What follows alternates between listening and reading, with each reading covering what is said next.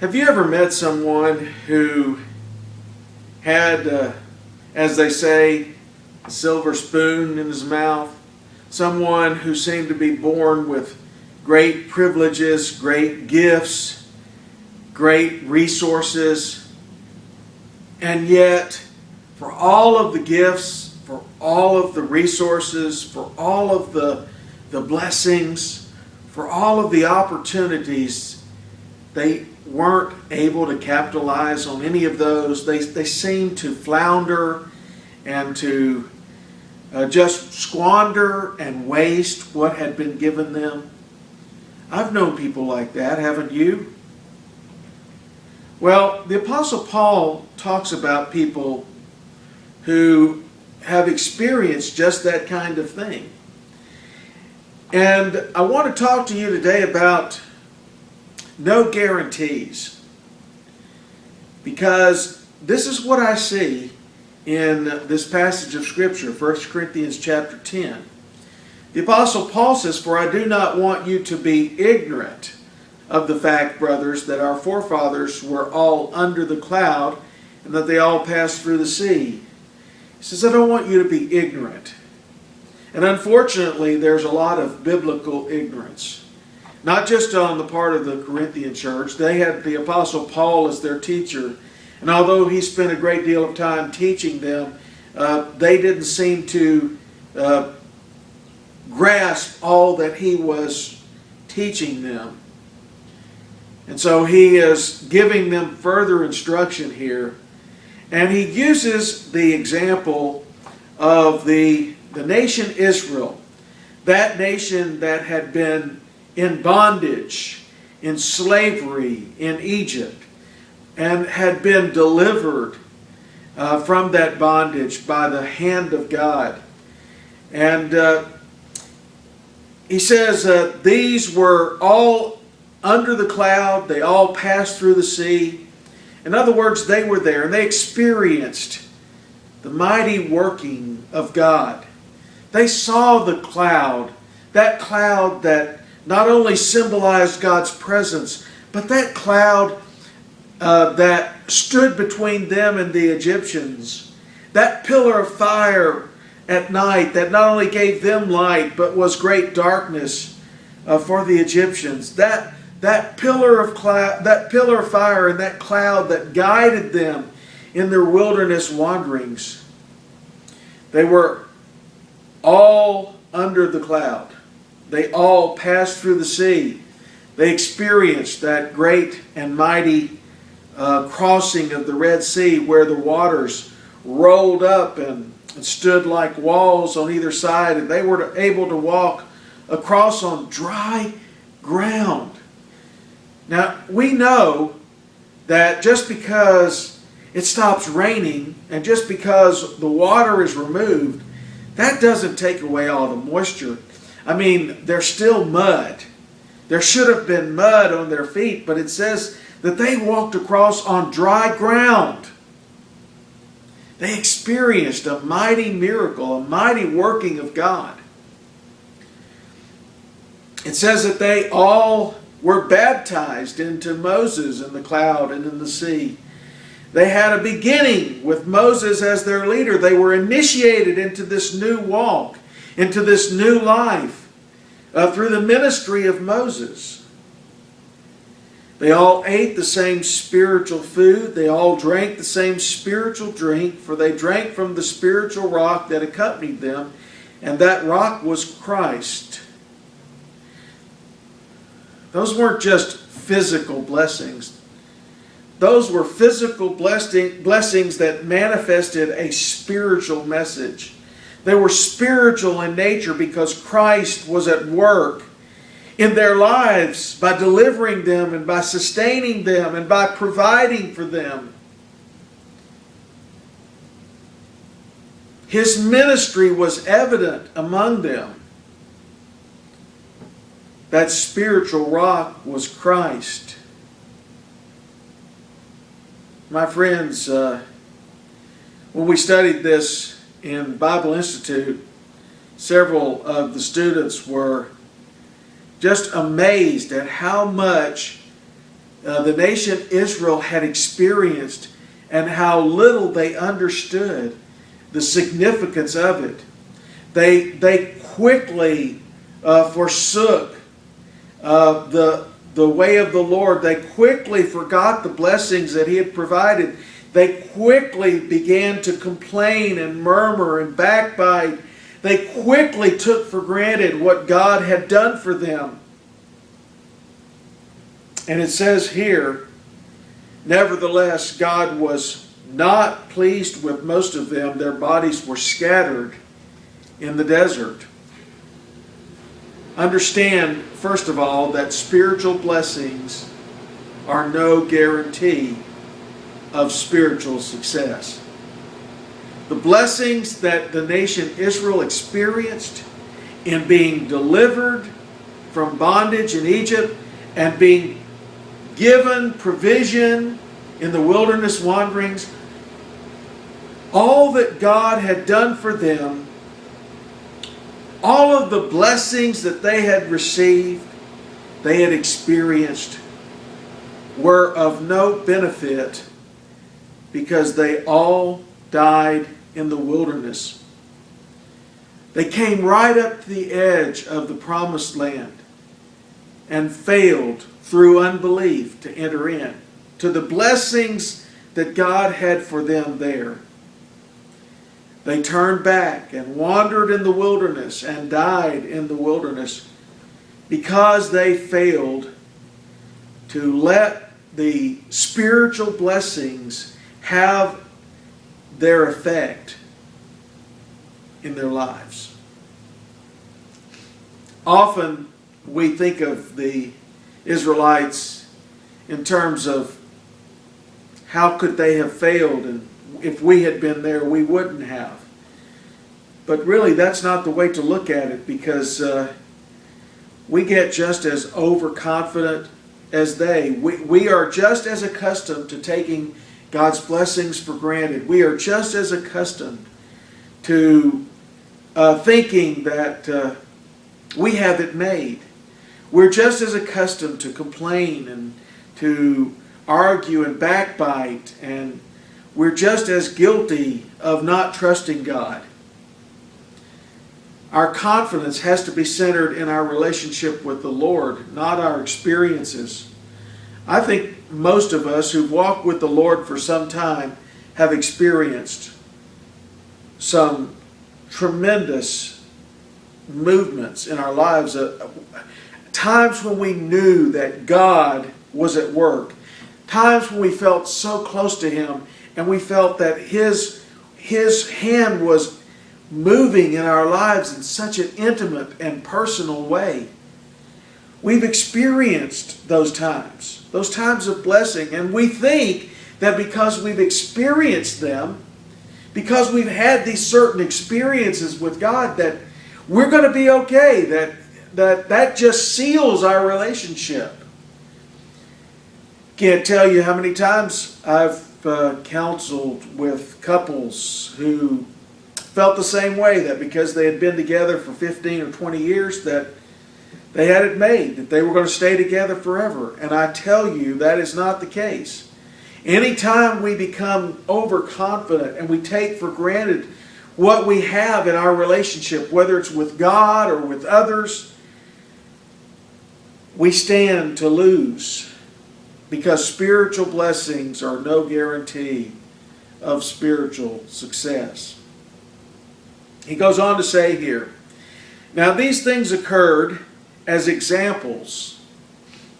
In fact, he says it twice here in this passage, here at the beginning and at the end.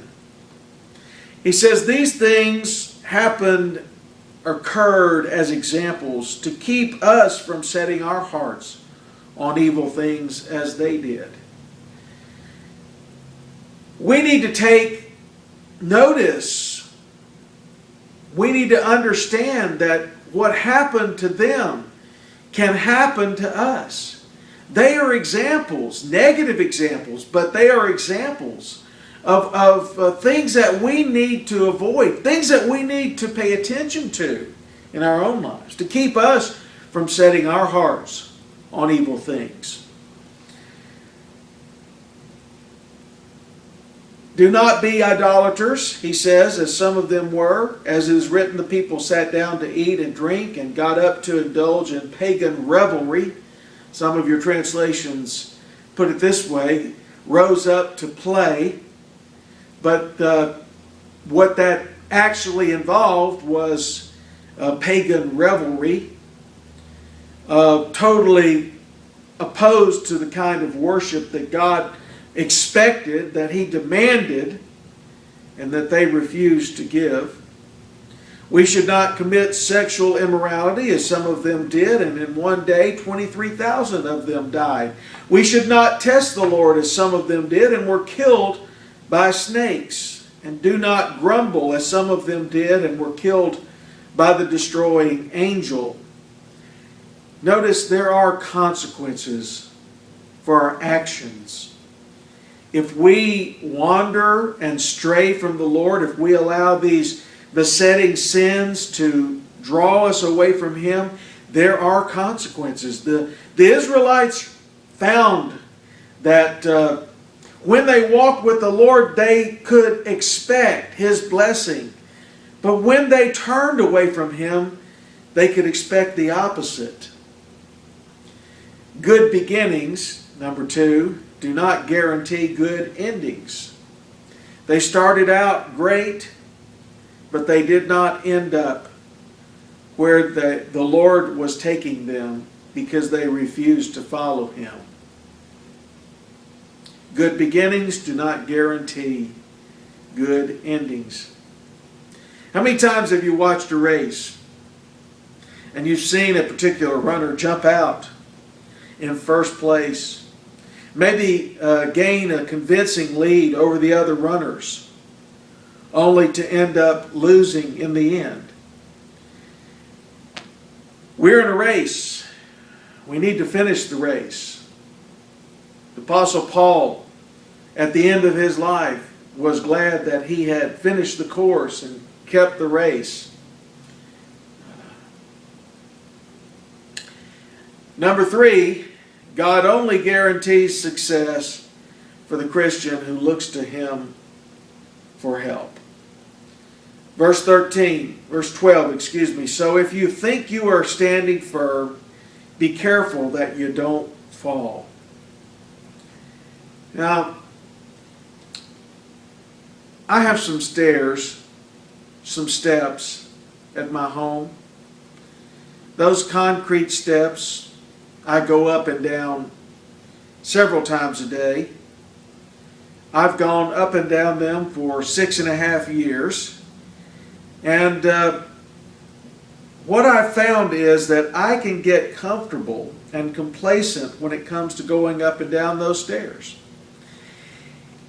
And some morning I may come out, and it may not be that there's ice on them, but there only has to be a little film of water, a little dew that's developed, and I come barreling out the door in a hurry, trying to get somewhere, and I tell you, if I hit that first step, I don't have to hit any others, because I fall. My feet will fly right out from under me, and I'll end up on my seat at the bottom of the steps. It's happened because I failed to take a cautious attitude. And let me just share the process with you right here. The process that I've noticed. When we start something new, we are kind of cautious. We're cautious because we don't know what to expect. We're not certain how we'll perform, and so we take a more, not only caution, but we take more time, and we focus on what we're doing because it's new to us. But as time progresses and as we do this particular thing more and more, whether it's traveling a certain way or doing a certain job, we get comfortable. We get comfortable. It becomes routine. And after a certain time of comfort, we become complacent toward it. We sort of take things for granted. We take for granted, for instance, with a relationship, that the person that we're relating to is just going to always be there. In a job, we take for granted that we're going to always just be able to do this job without thinking about it. Complacency leads to carelessness. Because we don't focus, because we don't pay attention, we become careless. And when we become careless, it's not long before we have what I would call a collision with reality. Something's changed, something's different, and we collide because we become careless. At first we were cautious, then we became comfortable, then we became complacent, careless, and a collision is inevitable. That's what the Apostle Paul is saying here. You think you're standing firm, you better take heed, because that's when the fall comes. So what do we do? What do we do to make sure that we are in a position where we don't take things for granted? Since there are no guarantees except the guarantee that God provides, what do we do? Well, first of all, we need to recognize our condition. If you think you're standing firm, take heed. Recognize where you are. For instance, take stock of your relationships. Recognize where you are in those relationships. If they're important to you, recognize, are they going the way they're supposed to go? Are they functioning the way they're supposed to? Are you doing the things that you need to maintain them? Take stock of your situation. Don't get complacent. Don't get careless. You don't want to face a collision. Recognize where you are. We're so often willing to study others and give advice in their situations. But really, we ought to be students of ourselves. We ought to know ourselves. We ought to be able to recognize where we are. Especially, we ought to be able to recognize where we are spiritually. And realize the danger. Be careful that you don't fall. Recognize where you are, recognize your situation, and then realize if there's danger, realize it. And then thirdly, remember that God is faithful. Because that's what He says, and God is faithful. God will always keep His word. God will always do what He says. And so we need to remember that God is faithful and we can trust Him in our situation, whatever it is. And then we need to reaffirm that we can overcome. He says, God is faithful. He will not let you be tempted beyond what you can bear. Now we think that He does. We think that so often we're overwhelmed by the situations, the circumstances, and we think God is going to crush us. He's going to push us down. He's going to let us fall. That He's giving us more than we can handle. How many people have you met that their sickness is always worse than yours? Whatever you have, whatever you're facing, whatever your situation, they always have something to up the ante. It's always worse for them than you. You can never come up with a worse situation than they've had. Well, we know, according to the Scriptures, that God will not let us get in a situation that we can't handle if we depend on Him, if we depend on His help. He says, but when you're tempted, He will also provide a way out so that you may be able to stand up under it. No temptation has come to you, has seized you, except what is common to man. Everybody experiences troubles. Everybody experiences problems. Everybody experiences trials. We all face these situations because that's what's common to us in our humanity. But God is faithful. And we can overcome if we respond. Respond by seeking and taking God's way out. It says here that God provides a way out. He always provides a way out. Now, His way out may be through and not around. You see, we've got to look for God's exit, not our own. We can't make an exit in our circumstances, in our situation, in our trial, in our temptation. And by the way, the word trial or temptation there is a word that can mean any kind of test. In our testing, we can't look for our way. We've got to look for God's way. And we've got to follow His way in our situation. If we do, God guarantees success. He guarantees success only for the person who looks to Him, looks for His way out, looks to Him for help, and responds by following in obedience. You can count on God. He is faithful. But can He count on you to take His way? I trust He can.